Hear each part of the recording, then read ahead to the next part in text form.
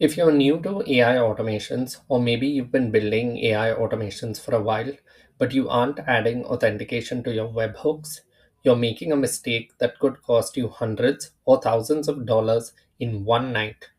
Most people think webhook security is advanced stuff you worry about later, but if that's you, you're leaving yourself open to someone else stealing your API credits and running up a bill for credits you didn't use. And so, in this video, I'm going to walk you through the three types of API authentication and how you can keep your API safe from being hacked. Okay, so let's take a look at an example. I'm going to build one from scratch. We're going to come in and add a webhook node. We are going to change this method to post. We're going to listen for a test event. We're going to copy this URL, come over to Postman, paste that in. We're going to attach a message and this value of can you help me build my first automation for $0. We're going to send this. We get workflow was started. And if we check in the output of our webhook, we are receiving this message. So now that we have our message, we are going to give this message to our AI agent. So I'm going to come in here, add an AI agent, change the source to define below. For the prompt, we're going to pass in the message we receive from our webhook. We're going to come in here and connect a chat model. We're going to choose the GPT 4.1 model. We're going to come in here and then just add a respond to webhook. We are going to leave this as is, but we will come into our original webhook node and say using respond to webhook node. We are going to save this. And now if we run this workflow, we can see that we are listening for the event. If I send this message across, you can see that our AI agent is running. Our webhook received it. We get this message saying the workflow executed successfully. And if I come back in here, we get this output. So we have this AI agent set up that basically gets a message through this webhook node, passes it to our AI agent, and then responds with an output. Now, as you can probably tell, is that as long as anyone had access, as long as they knew this URL and they sent a message in the body, they would be able to essentially access our AI agent completely for free, right? And in this case, we're just using one AI agent, but say this AI agent was connected to our databases or some internal documents, they would basically be able to access it, maybe update it, delete records, and basically we're just vulnerable to so many attacks, right? The biggest concern though is them using all of our OpenAI credits and essentially just chatting away with our AI agents and our models and running up a high API bill to the tune of hundreds or thousands of dollars. And all of this is possible because in our webhook, we have this authentication set to none. That basically means it's public, that anyone who had access to this URL can basically access our API for free. So that's a major flaw because as we were discussing, anyone with this URL can message our AI agents for free, consume our credits, and run up a high bill. So what is the solution? So the solution is we can add authentication to protect our webhooks. And the first way of doing that is using header auth. So if I come back into N8N and here I now choose header auth, it's going to ask me for this credential. Okay, and we can choose one we have already, but I'm going to show you how to create a new one. Essentially, you would create a key value pair. You would give it a name using X API key or API key is the most common format. So we're going to give it a name and we're going to give it a value of ABCDE. Okay, I'm going to come in here and save this. And now if I listen for this test event and I come back into Postman and I submit the same request, you can see we get a 403 forbidden error saying authorization data is wrong. So now basically, unless someone knew what our key and the value is, they wouldn't be able to access our webhook, right? So we've added a layer of protection to it.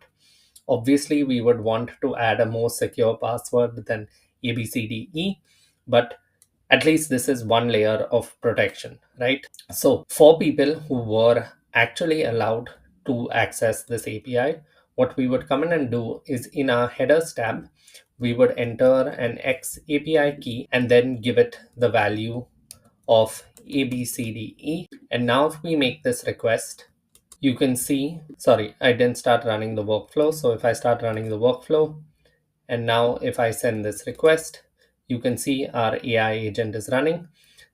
We've responded, and here we go. So now we can access it because we've added this headers of X API key and the value, the same that we set up in our webhook node. So the second type of authentication we're going to learn is basic authentication. And basic auth is one specific type of header auth or header authentication. And think of it this way. If header auth is like the umbrella concept of authentication via headers, then basic auth is just one standardized method under that umbrella. So now we're going to look at another example using the same webhook and AI agent.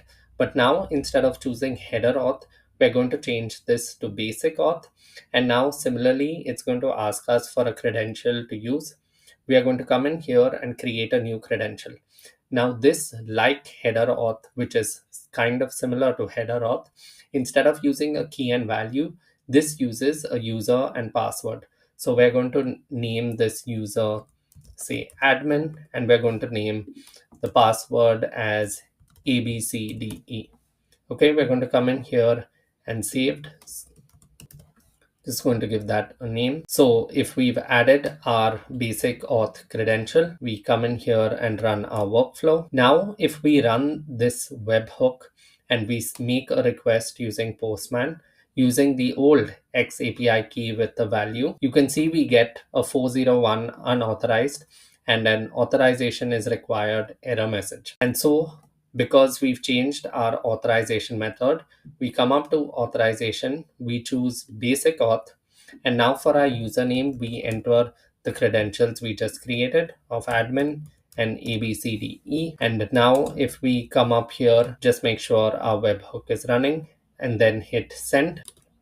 Now can you see our AI agent is running? It's responded to our webhook and we get our output in here.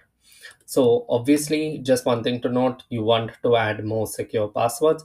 This is just for demonstration, but this is how you can implement basic auth, which is another type of authentication to protect your webhooks from being used by anyone who would come across your URL on the internet. And so in this way, you can use basic auth to protect your webhooks from being accessed by people who shouldn't have access to them. And the last type of authentication we're going to learn about is this JWT or JSON Web Token.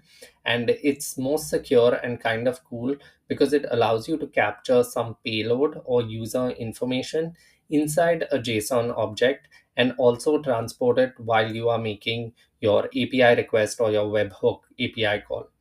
So what we're going to do to look at this demo is we're going to come up to jwt.io. We're going to be shown this page. This basically allows us to take information like this, which is very human readable, and convert it into a special token like this using an encryption algorithm, which is this HS256 in this case. You can choose other encryption algorithms, but this is one of the most secure. So you can use this algorithm in combination with the secret key. You don't need to know what public and private keys are or what secret keys are, but basically they are used in encryption and they should not be revealed to anyone ever because they are kind of the password or the secret special key that takes this information and converts it to a special token. And that token is basically the encrypted data that we will be sending in our webhook or API requests. And so for our example now, in N8N, if we come back to our webhook, we are going to change our authentication to JWT auth. It's going to ask us for a credential. We're going to create a new one. It's going to ask us for this key type and secret and algorithm. So for the algorithm, it's this HS256, which has already been set. The password that or the secret that we are going to use is this secret. Now, obviously, if everyone uses the same secret, it's not going to be secure. We're just using this for an example, but otherwise, this would basically be some long string that people cannot guess easily. So we're going to paste our secret in here. We're going to save this credential. And now, if we come back to our workflow and hit run, we're waiting for the event. If I come back into Postman and I send this same body and request across, you can see we get this JWT malformed error, and we get 403 forbidden because we've changed our authorization and we no longer have access to this webhook endpoint, right? So how do we change that in Postman while we're making our requests? Is we come up to authorization and we choose bearer token, not JWT token. And in here, we can just paste the token that we've received, which is this. So if we come in here, copy this token across, just make sure that our workflow is running. And now if we hit send, you can see that it's fired our webhook, our agent is running, and it has responded to our request. And so one big thing to remember when working with JWT tokens is to never share your API keys and your secret keys. While setting up our credential, we use the secret key that jwt.io gives us by default. But ideally, you want to change this into some long string that cannot be guessed easily, and something that is, as they say, at least 256 bits long. You can always ask Claude, GPT to generate one for you, or go to any online generator and generate these. But basically, please make sure that your secret key is actually secret and not easily guessable. And that key will be used to encrypt the JSON data that you want to send to your API by encrypting it using this HS256 encryption algorithm to then get your token, which we will add to our headers and then make our requests. So you learned how to protect your API webhook endpoints using header authentication in this video, and basically preventing anyone who doesn't have the right permissions to access your endpoints and your agents.